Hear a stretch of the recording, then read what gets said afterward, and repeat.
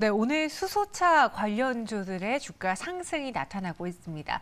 단순히 그동안 못 올랐다가 오늘장에 반등이 나오는 건지 아니면 우리가 살펴볼 만한 이슈가 있는지 찾아보니까 관련 뉴스들이 좀 나오긴 하더라고요. 오늘 이에 대한 이야기 기보증권 스마트영업부 사연관 차장과 함께하도록 하겠습니다. 어서 오세요. 네, 안녕하세요. 네, 오늘 저희의 뒤가 또 청량하게 네. 이렇게 수소로 좀 가득 찬 그러네요. 모습인데요. 네.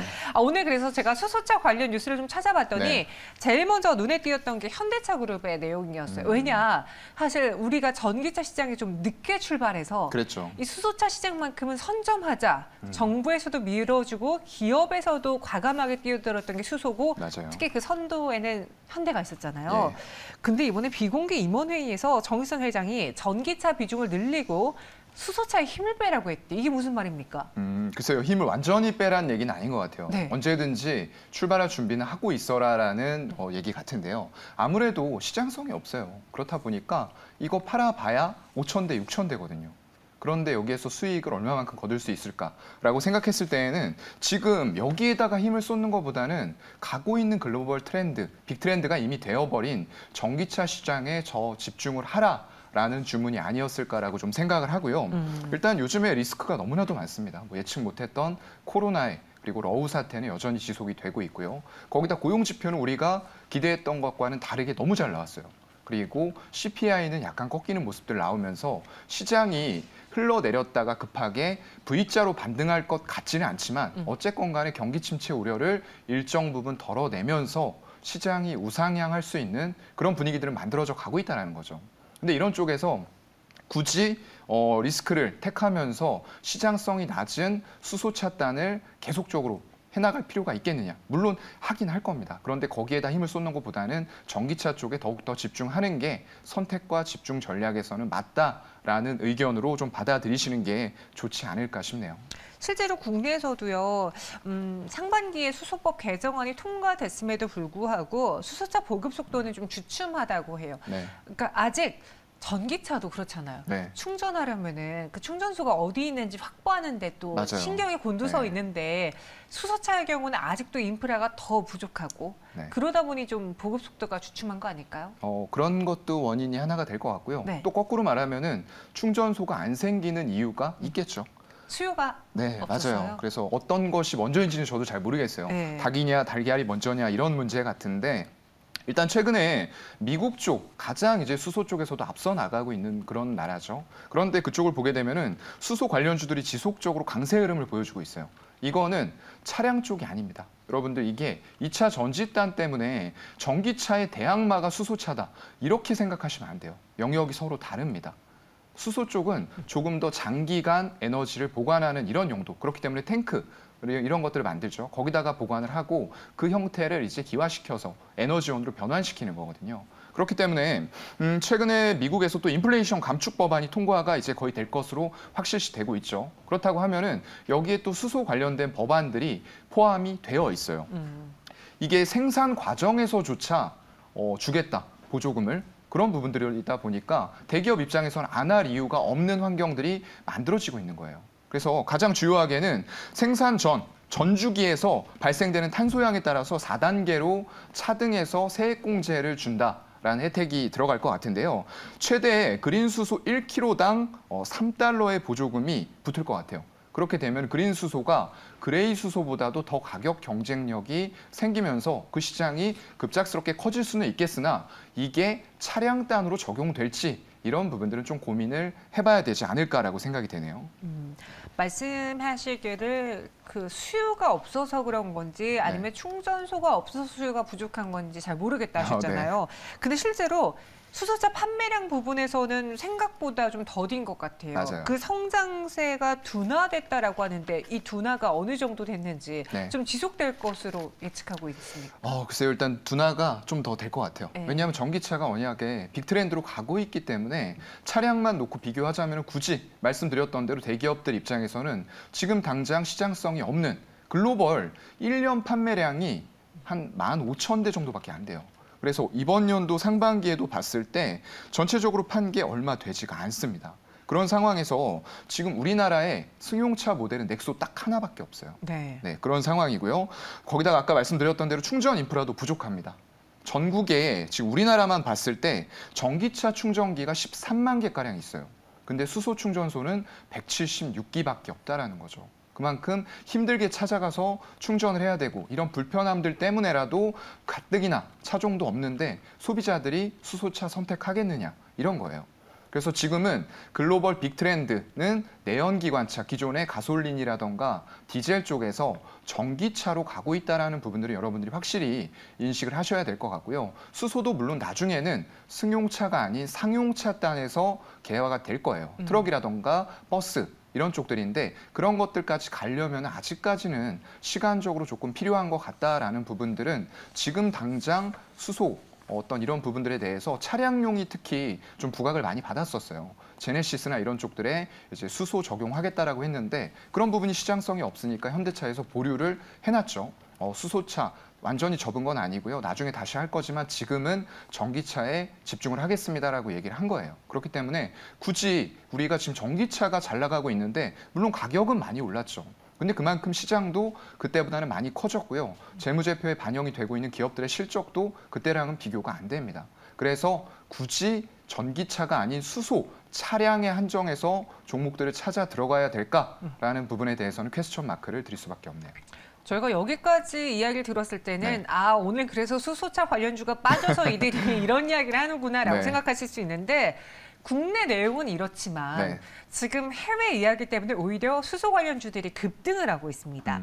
뭐 대표적으로 두산 퓨얼셀도 이야기할 수 있을 텐데 오늘 17%나 넘게 올랐고요. 일진 그룹 안에서도 수소 관련주들이 급등을 했어요. 이게 보니 미국에서 그 보조금 이야기, 또 임출래 감축법에 따라서 국내의 수소 관련 기업들이 수혜를 볼 것이다. 이런 이야기가 있었기 때문으로 보여지던데요. 맞아요. 일단은 미국 쪽이라던가 이런 외국 쪽에서 일단 훈풍이 좀 더 불어왔다라고 봐야 될 것 같고요. 사실상 이런 아까 말씀드렸던 대로 차량은 조금 지연이 될 수 있습니다. 시간적으로요. 왜냐하면 워낙에 글로벌 빅트렌드가 차량 쪽에서는 전기차로 확고하게 굳어졌어요. 모든 완성차 업체들이 다 내연기관 라인 접고 전기차로 전환하고 있잖아요. 우리 현대차 그룹도 늦게 뛰어들긴 했지만 그래도 점유율 면에서 굉장히 좀 획기적인 부분들을 보여주고 있어요. 그런데 이런 것들이 이제 어떤 주가에 등락하는 관계없이 제가 항상 말씀드리는 것처럼 대기업들이 미래를 만들어감에 있어서 불확실성을 제거하는 부분들이 그걸 계속적으로 R&D 투자, M&A 이런 식으로 자금을 투입하면서 빅트렌드로 만들어버려요. 그러면은 소비자층은 그 만들어진 틀 안에서 수요를 계속적으로 해나갈 수밖에 없는 이런 부분이거든요. 실질적으로 봤을 때도 아까 이제 해외 쪽 얘기를 잠깐 했는데 국내 쪽에서도 이제 수소 기업 협의체라고 있어요. 코리아 이제 수소 서밋이 있는데 여기에 대기업 회장님들이 전부 다 모여서 일단은 중장기 비전을 발표를 했고요. 2030년까지 50조 원을 투자를 하겠다라고 했어요. 그래서 이런 것들의 금액 차이가 플러스 마이너스 알파로 약간의 오차는 있을 수 있지만 결국 중장기로 길게 봤을 때 또 하나의 에너지원으로 대체가 될 수밖에 없다라는 부분들은 명확해요. 아까 말씀드렸던 것처럼 전기, 2차 전지와 수소가 하는 영역은 조금 다르다. 이것은 대체제가 아니고 각각의 영역을 가지고 있다라고 좀 생각을 하셔야 될 것 같고요. 그런 부분들이 최근에 이제 증시가 좀 우호적으로 올라가기 시작하면서 친환경 에너지 쪽이 굉장히 많이 돌았어요. 태양광에다가 풍력에다가 이런 것들 돌았고 LNG 관련주 조선, LNG선 발주, 기자재 이런 것들이 도는 과정에서 잠잠하던 또 하나의 에너지원, 수소가 같이 움직이는 과정이다. 이 정도로 생각하시면 좋을 것 같아요.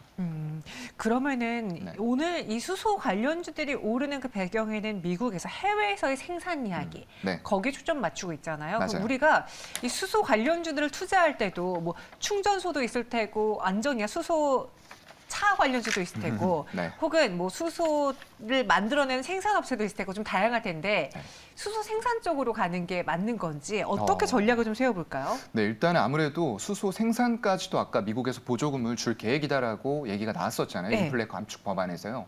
그렇다고 하면은 우리나라도 그러한 흐름들을 따라갈 가능성은 있어요. 이런 것들이 정책적으로 뒷받침이 되면서 보조금이라던가 세액공제 이런 부분들이 없다. 라고 했을 때는 아까 말씀드렸던 대로 대기업들이 굳이 시장성이 없는 가운데 투자할 만한 매력도를 못 느낀다라는 거죠. 그렇기 때문에 그런 부분들이 나올 거다라고 저는 좀 생각을 일단 하고 있는 부분이고요. 그렇다 치더라도 일단은 차량용에 대해서는 아까도 말씀드렸던 대로 수소보다는 단기적인 부분 그리고 중장기로 봤을 때에는 물론 수소 쪽에도 상용차 부분에 적용이 되겠지만 지금 당장은 워낙에 빅트렌드가 확고하게 펼쳐져 있고요. 시장의 파이가 이제 커지는 단계예요. 네. 글로벌 전기차 보급률이 10%가 채 안 되기 때문에 이게 일정 부분 올라올 때까지는 수소차의 개화가 늦어질 수도 있다라는 부분들을 좀 염두에 두고 차량용보다는 그거보다 더 큰 쪽들이 있어요.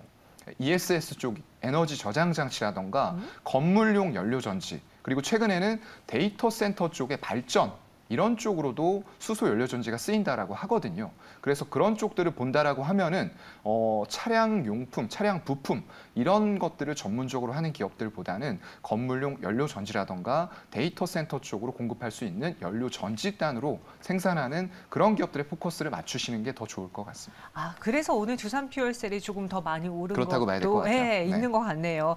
수소 생산과 연료 전지 관련 기업들 혹은 뭐 ESS 데이터 센터 이쪽으로 관심을 가져보는 게 더 좋을 것 같다라고 했습니다. 그럼 여기서는 안타깝게 지금은 좀 부정적인 이야기가 네. 많은 수소차 관련 뭐 부품, 네. 수소 자동차 관련 기업들은 좀 투자를 보류하는 게 맞는 걸까요? 네, 지금 단기적으로 트레이딩 구간은 나올 수 있어요. 왜냐하면 네. 친환경 에너지 쪽이 다 움직였기 때문에 결국은 수소도 그런 모멘텀을 가지고 미래의 밸류를 한참 땡겨와서 올라갈 수도 있습니다. 지금 보면 이제 굉장히 수소단이 밸류가 높아요. 근데 2차 전지가 개화되기 전에도 그랬었어요. 막 100배 이렇게 이상 받는 PER을 적용받는 기업들이 나왔었는데 결국에는 예상보다 빠르게 시장이 개화하면서 그 PER이 적정 수준으로 내려왔고 실적들이 올라가면서 또 PER이 낮아지는 이런 결과들이 나왔던 거거든요. 그래서 조금 더 먼 미래를 보신다라고 했을 때에는 투자 가능한 종목들은 있겠다. 이 정도 말씀드릴 수 있을 것 같아요. 하반기 눈여겨볼 그럼 수소 관련주가 무엇이 있을까요? 수소차 관련주 말고 그냥 수소 관련주로 여쭤봐야겠어요. 네네. 네, 어떤 게 있을까요? 일단은 딱 수소만 꼽기보다는 약간 대안주 성격으로 요즘에 태양광도 워낙에 좋잖아요. 네. 그래서 태양광 자회사 지분 보유하고 있는 기업에다가 거기다 이제 본업으로 수소까지, 본업 쪽에서 태양광 하고 있는 거고요. 거꾸로 말씀드렸네요. 본업이 태양광이고 자회사로 수소, 아까 말씀드렸던 건물용 연료 전지라던가 발전용 연료 전지를 하고 있는 회사를 보유하고 있는 기업이 있습니다. S에너지라는 기업이에요. 오늘 또 예, 오늘 많이 올라가는데 이거는 소개를 해드릴 수밖에 없을 것 같아요. 네. 네. 여기에서 이제 끝이 아니라고 생각되기 때문에 좀 말씀을 드리는 거고요. 일단 S에너지 같은 경우에는 아까 말씀드린 대로 태양광 쪽 집중적으로 좀 하고 있는 업체예요. 모듈 쪽 그런 쪽으로 중심을 하다 보니까 아무래도 굉장히 좀 파급 효과가 크게 일어날 수 있고요. 미국 쪽에서 더군다나 태양광을 강화하는 움직임들 생기고 있고 조금 하반기라던가 내년에는 중국의 폴리실리콘 이제 모듈의 원자재가 되는 거죠. 그런 것들의 가격 규제설까지 나오면서 굉장히 수익성을 한 번 더 점프업 시킬 수 있는 이런 요인들이 만들어지고 있다는 거예요. 그래서 자회사로는 S퓨얼셀이에요. 오늘 많이 올라가는데 건물용 연료 전지단이 거의 매출의 87%에 달합니다. 굉장히 높죠. 그리고 나머지 발전기 쪽이 한 11% 정도 되는데 아까 말씀드렸던 대로 이거 차량용이 아니에요. 네, 건물용 연료 전지라던가 이런 시장도 만만치 않게 큰데 네. 문제는 S퓨얼셀만 보자고 하면은 밸류가 너무 높다는 거예요. 영업이익 1년 내는 거에 비해서 시총이 아직까지는 조금 과도해 보인다. 이런 말씀을 드리는 거고요. 그런 부분 때문에 S퓨얼셀이 아니고 S에너지를 꼽아봤어요. 왜냐하면 태양광의 단기적인 모멘텀이 훨씬 더 크게 일어날 것이라고 보기 때문에 그랬던 거고요. 여기가 이제 S퓨얼셀 말고도 S파워라고 또 자회사가 있어요. AI를 통해서 발전 효율 높이고 생산량 이런 것들 예측하면서 수요까지 예측하는 이런 AI 시스템을 도입해서 굉장히 좀 스마트하게 갈 수 있는 부분들이 있을 것 같고요. 6월에는 또 울산광역시하고 도시개발공사와 함께 스마트팜에 연계된 건물용 연료전지 MOU를 체결을 했습니다.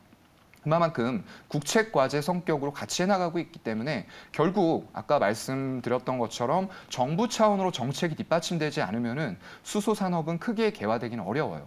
그런 부분에서 정부의 국책과제에 이미 참여하고 있다라는 레퍼런스는 좀 중요할 것 같고요. 그래서 태양광 모듈과 태양광 발전소 건설뿐만 아니라 유지 보수까지 해나갈 수 있는 이런 S에너지 같은 기업들이 하나의 좀 수소 쪽을 포함한 대안주 성격이 될 수가 있을 것 같습니다.